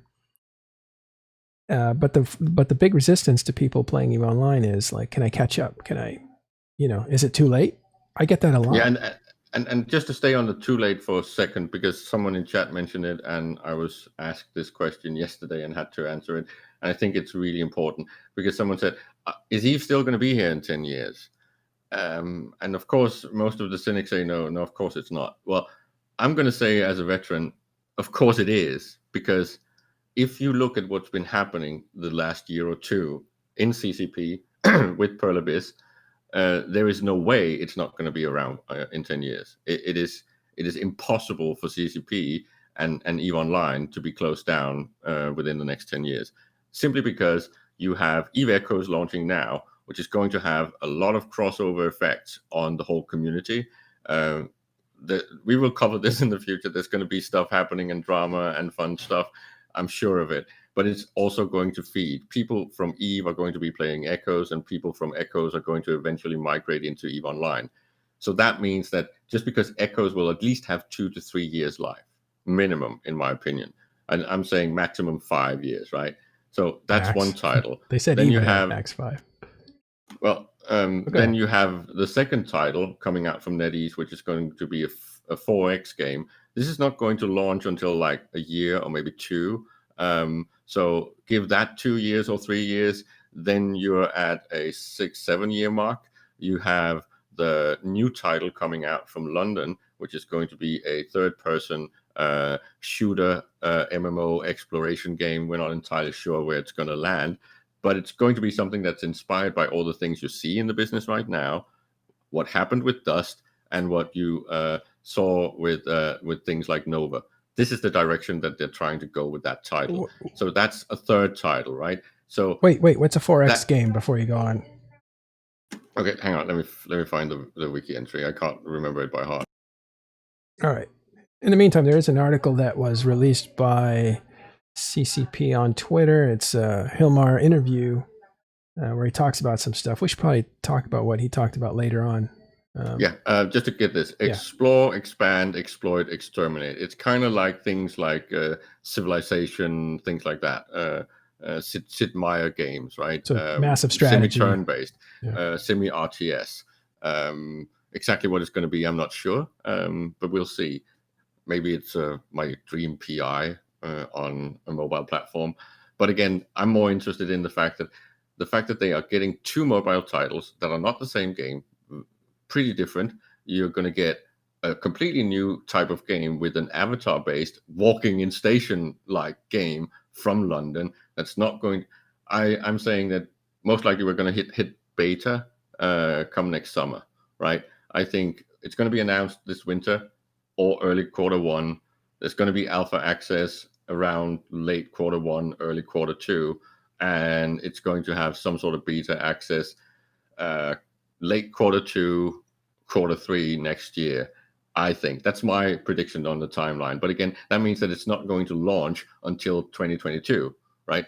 So a game like that is going to at least have the same amount of years as Dust. So let's say, again, 3 to 5 years, more likely 5 than 3, right? You're already pushing so far into the future that because of all this cross-relationship, that's going to increase the revenue stream of EVE Online because it's going to get all that secondary effects, just like it did back with Dust. And if it then also improves the game, which they have been doing lately, we will be potentially getting back into growth, right? That means EVE Online is not going to be shut off at least for the next 10 years. Well, I think it's kind of a fact. The game was supposed to last 5 years. That was normal. And it's lasted way beyond that, which means they've had to reinvent themselves without starting over. So what you've seen is like an old road. You've seen them pave over the old road and pave over the road that they paved over the old road. And now we're at like layer 4 of this old road. There are fundamental problems because of the first road that was built that they can't actually get to. But that's how EVE has developed, and now it's getting close to 20 years old, 15, 17 years old now. But yeah, it's gonna be 20 years almost when FanFest comes back, right? Yeah. So FanFest, that's going to be most likely almost 22, right? 2022 before next FanFest comes around. I started playing in October, November 2002. So that's going to be almost my 20 years anniversary, right? And again, that just means, why would I quit? I'm Well, what I mean, why do you even play this video games in the first place? I think it's to be taken away someplace, and I always feel like if you're going to make an investment in a game, like I just played. Hey, Rain Chocolate, how you doing? I just played one of the best games I've ever played. It was called Death Stranding. Right, hit all the notes that I like to see, and it's over. My investment in that game is complete, and I'm back in EVE Online. And so the point is, like, if you're going to make a long-term investment, right? EVE Online is a solid investment. It's better than almost every other investment out there. You might say that WoW is a pretty strong investment as well. In other words, if you had started with a group of friends and you wanted to keep that going, usually those friends you take to different games, but a lot of times people fall apart. They don't want to play the game, they get busy, whatever. Every transition to a different game, you're going to lose some people. But in EVE Online, it's the same game, same universe, same history, same milestone markers. Same people. Same a lot of the time. A lot of the same people that come and go, and a lot of the same people that have always been here. And people like us to catch you up when you say, what did I miss? I've been gone for 4 years. So it's a pretty good investment as like a stable hobby video game that you play. You can play other stuff too, of course. You could be really harsh and say the difference is the same as with, well, you can tire out of a board game, right? You can have played your board game to the end so many times that there's really not that much left to see, right? When it comes to how does this game work. I think we had a bit of the funny thing with talking about Risk and how Delve is like Australia, where you can easily defend it and just grow your armies forever. And many people try to get that strategy very early on in the game. And again, the meta of Risk is kind of figured out, and there is a limited amount of play. So you saturate and get bored of it. But with EVE Online, it's more like having bought actual role-playing game books. It's not possible to consume it and finish it. There is no finish. It's always going to be similar and actually fresh, but the freshness comes from the people, not from the gameplay, because the mechanic you end up being so good at that you just need to catch up on the latest doctrines and what tweaks have been done from CCP, and that's fine. But it's again, the complexity is its feature. You can say that you don't like it and that it's annoying, but if you remove it, you then remove its replayability and its longevity. This is the same with something like complicated card games, right?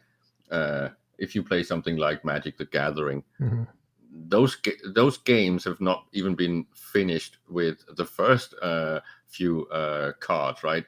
Because there's just so many combination possibilities. You don't know what the opponent is going to bring, and I think that's what keeps EVE fresh. You will never tire from it. But if it's fast-paced stuff you're looking for, look somewhere else. Well, this can be fast-paced. That you can find fast. Yes, some of the aspects can be, right. This is also funny. Rain dropped in. We do have some pace stuff with solo fights, and now with filaments and with tournament stuff, which is quite well. You have to be good at the game, and you really have to be able to think fast and react fast. But much of the other gameplay stuff, it's a weird scaling from solo to, as I think I said this to a complete noob that really doesn't understand EVE yet. EVE is the game that has content from solo to 2005 dudes. I don't think any other game can claim that. That's right. Actually, when I came to EVE, I was looking for a solo game that was established, that had gone through its drama, and I didn't care if it was only like 1,000 people playing it. I just wanted to go into a world as a single player, play my own game, but know there was at least 500 people out there too, and kind of coast so that I could do real life. And EVE has that, but it's much bigger than I expected. And of course, I didn't coast. I got involved, and so here I am today, right? And just think about what it's actually offering people, right? I don't know if many other games do that, right? If you are a raid leader in World of Warcraft, what's the maximum you do? 20 dudes, something like that, 25 dudes that you're controlling. Right. And that's of course exciting, but that's very comparable to being, say, the captain of a sports team, controlling your 11 dudes in football, soccer. But that doesn't really scale beyond that until you reach something like the military and being an officer, right? And then it's still a little bit not that much contact. Contact is kind of separated, right? Officers mess and the grunts mess are not the same. But in Eve, it's a completely different world. You can have a 16-year-old, a 13-year-old flying with 50 dudes, right? Some of them really old dudes, right? It's not even his same age group. And that cross-generational socializing and activity, and the fact that the mess hall is usually a common one where everyone eats at the same table, that means that you have very young people playing with massive veterans and people that has already been through life. And that whole thing just creates this strange energy that I don't think you can find in many other hobbies or activities in real life. Yeah, well, I mean, like Ashtarothi is somebody that used to play WoW as a raid leader. It's not hard to imagine he likes organizing people and inspiring them. I don't know how big his guild was, but he's now more or less commanding hundreds of people as compared to a few dozen at the most. So Yeah, it's a different scale. And Chad is pointing out that it's more complicated. Yeah, it is. But I was not so much talking about the aspect of how complicated a game is, or it's also very complicated if you're playing American football or ordinary soccer. It's not that these things are simple. The point was how you socialize with that many dudes, right? Because you get a gang, you get, well, tribalism, teams, gangs, affiliations, your own colors, your own cultural behaviors, all of these things. But instead of having it with 11 dudes, or if you have a spare team, let's say 20, it's still very, very different compared to 250 dudes in a fleet, right? Right. So all this to say, is Eve worth playing? Yes. Oh, one last thing on this, because we got to round up pretty soon. I talked to devs at one of these meetups, and we're saying like, what's going on? And we're talking about different things, and it came back to basically Eve has a strata of players that will never leave. We might be two of them, but there is just enough players that CCP is willing to take risks now, more than they were before. Because I think before they were kind of sunsetting the game, saying, let's just let it go, make money off it while we try to build these other things to make money off those, and, you know, roll the investment up into other endeavors. But after they were bought by Pearl Abyss, a lot of that pressure went away. And so they looked at the game and they said, and Hilmar admitted this, should we sunset this game? Should we just kind of like just extract money out of it and keep the maintenance of it? And they said, let's look at two factors. One is we put out a 64-bit client. That thing got absorbed quickly. The players that are playing this game wanted to continue to play it with a better experience. That showed how much enthusiasm there was inside the game. The second thing is they're getting thousands and thousands of people trying EVE Online every day, or every week, or every day. There was a huge number. I think it was like 7,000 a day, or I don't know. It was a huge number. And that showed a tremendous amount of enthusiasm. Every time some new feature comes out, people come back and say, is this the time I try EVE Online and stick around? So those two factors told them, we have a lot of interest in the game. We have a lot of interest outside the game. The third factor Hilmar did not talk about, but I talked to other people about it. I won't say who, that there is a strata of people that will just never leave. They're just here to stay. This is where their investment is. This is where they decided to play. This is the game that keeps letting them play other games inside of it.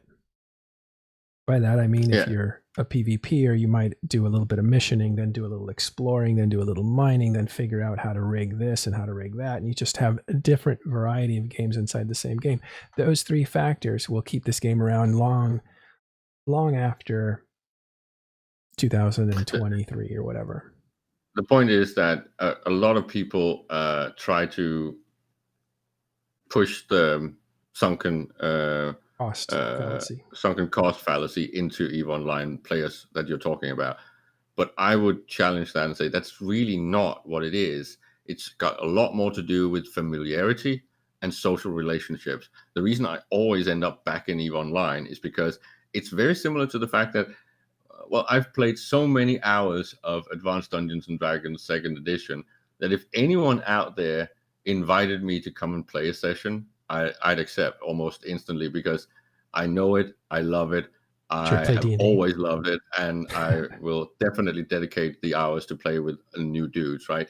So these are the things that bring the old players back. And then the fact that because it's a long game, and because it's a game based on historicity, and the players actually make the story, the whole content is the players. Of course, according to Matterall, Null is a little bit arrogant about how important they are in those stories. Maybe understandably so, because the biggest stories are told from that perspective, and then the details trickle down.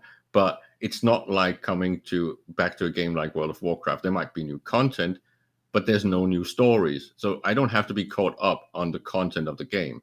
In EVE, you do. If I take a break of 2 years and I come back, I need to go and talk to someone like Matterall or other people in that meta strata and say, so what's been happening? I saw some videos. What's CVA doing? Why did Providence fall? It is that meme with, where did my undock button go, and why is Plex suddenly 1.5 billion? It's like all these things of coming back to something that is old but still new.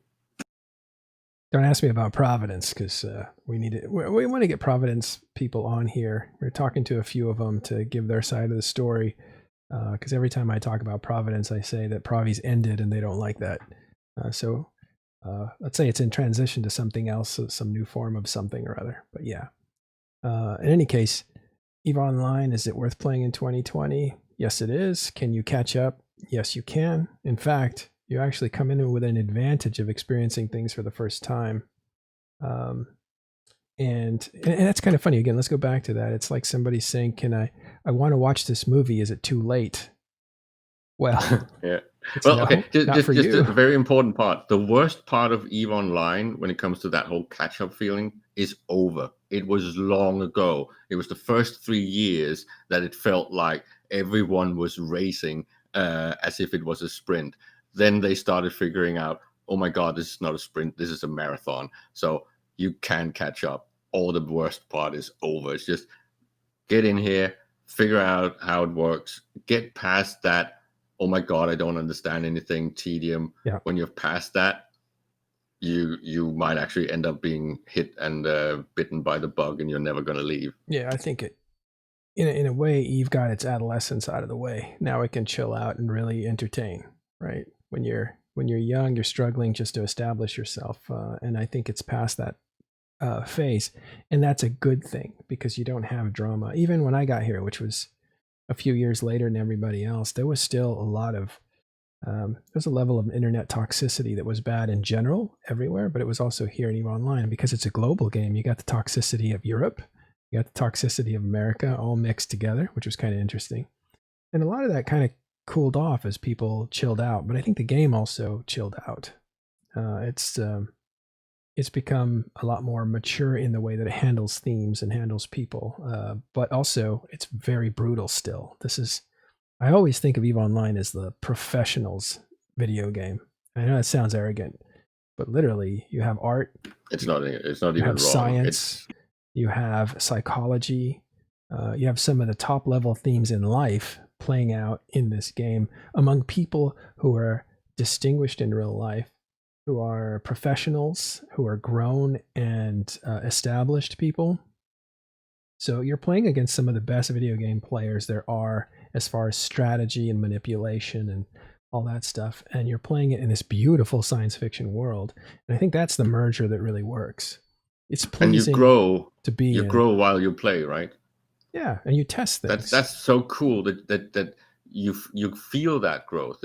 Someone said the other day, well, you need a master's degree to play EVE Online. It's actually not true. You can use a master's degree if you're playing EVE Online, but if you don't have one and you play for 5 to 7 years, you're going to end up with the equivalent of a master's degree that can actually be applied in the real world. You might not get credentials or someone signing it for you, but you will have skill sets that are so applicable in the real world, whether we're talking about logistics, industry stuff, market stuff, FC, leadership, psychology. There's just tons and tons of things that if you specialize, you will end up having real life applicable skills. Yeah. What I'm trying to, okay, look at us. We put on this show for 2 hours. We do it just about every day. We have, of course, a ton of gaffes because we're working the technology and stuff, but we're constantly learning. We're constantly breaking ground. If somebody at work wanted to have a video conference, I would know how to put that on. If they wanted to display it to the whole company, I would know how to put that on. And that's not my job, you know? And it's a funny fact, right? Because I am most likely going to end up being salaried for helping my university do video stuff this coming semester because I have all that experience from EVE Online. And that's just one of those examples. Just to answer the question, whether you should play EVE Echoes, I think we covered that in the beginning of the show, and the answer is still you should definitely play EVE Echoes and try it out. If you're okay with that whole mobile game thing and you like to sit there with the small devices, it's definitely a very good and very popular game, no doubt. And you can do both. So if you start playing EVE Echoes, that does not mean that you can't start playing EVE Online. It's really a matter of when do you want to actually start playing EVE Online, because you have to get past that stupid hurdle that we talked about. But if you've played EVE Echoes, that might actually be easier. So definitely pick them up and play both. All right, cool.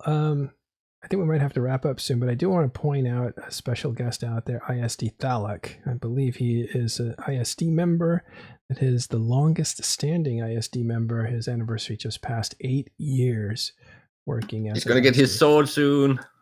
At 10 years, they get a sword, but I don't know if ASD are they considered staff at CCP? I think now they are. If they're salaried, I do think that they still are eligible for the swords, but I don't know. Thalak can correct me if I'm wrong. You know, I'd like to talk to him. We'll interview him if we get a chance. We have to make our schedules sync up. I hope that wasn't also Thalak is, if I'm not mistaken, ISD Thalak is the dude that did the really nice overlays for the CCP streams, and can I just applaud him for that? That was beautiful. Yeah, they are volunteers. ISDs are player volunteers. They do some incredible work on different levels. There's, I think, 4 divisions to that program. I think it's changed since maybe 2 years ago, but you guys should congratulate him. He is, but he's not the longest, just one of the longest. There's somebody, he's done 14 years. Yeah, so Thalak has been around a good long time. Yeah, thank him if you can, or if you see him there. And it's a program that's been running pretty much almost since day one in EVE Online, the whole volunteer group. It's been changed a lot lately, but goes all the way back to the early days with the events team and the moderators and all of that, the different divisions. And it's definitely something that if people have the time for it, they should consider it, because it's a very special place with some very special people, and you get some cool insights without getting completely into the machine room of the development. Whoa, check that out. Some gift subs there from Wrecking Machine. Wrecking Machine's a different channel on Twitch that you can tune into that has, I believe there's a couple gates that it focuses on. It's kind of like slow TV, which I love. So it's one of the channels that we host here. And since chat is making it rain, I think we should take that as a sign and a cue to kind of end the show instead of trying to continue to see when they're going to throw more money at us. Yeah, we got to get out of here. All right, appreciate you guys sticking around this long. Not your typical show today. It was a non-EVE show with a lot of themes. Not our We're usual waiting thing, for the battering ram. That's what we're waiting for. Yeah. Except if you guys like the show, we're always trying to make sure that we're delivering the goods, and we don't want to be off the mark.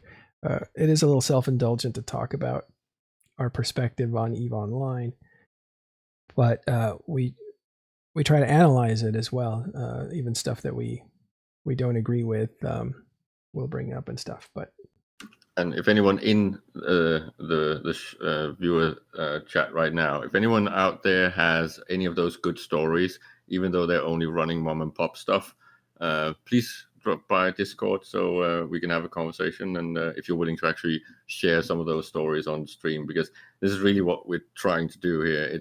It's getting the stories out there and hearing them, right? It's what makes Eve. So please drop by if you have funny stories, engaging stories, or dramatic stories. That would be even better. Somebody likes my hair, it turns out. Why don't you guys H up if you like my haircut? My bunker hair. Wow, now you're just going to get flooding and server crash and stuff like that. Come on. It's a great vanity generator. Let's just keep putting letters out there for things that we want to test. Yeah, the blue donut. I like that. All right. Well, thanks a lot for Killer B coming in early and actually talking about these themes as well. I kind of feel like it was what do they call that? The telethon day or a fundraiser day? Where you just take fundraiser day, and we succeeded. We actually got some money thrown at us. Thank you. Yeah. All right. Cool. All right. Well, we'll be around. Check us out on Talking in Station's Discord. We're over now. What 3,600 people are hanging around. A lot of most of those Eve players. You can jump into voice channels, talk to each other, compare notes. Wherever you come from Eve Online, you're always welcome to stop in on Talking in Station's Discord. We'll be back tomorrow with a show, talk about some stuff's going on in Eve Online. And hopefully we'll have some news about what's going on out there. We didn't talk about the Hilmar article, but I'll put that in to the show. I think we should put it on for tomorrow's show. I think there's a few things we need to catch up tomorrow. Yeah, we'll catch it tomorrow. All right, everybody. Thanks very much. We'll go ahead and raid somebody. Let's see. Hateless or who's... Oh, INN's doing New World. So we'll not do that. We'll do Hateless. There's an awesome missioner. This guy knows how to run missions.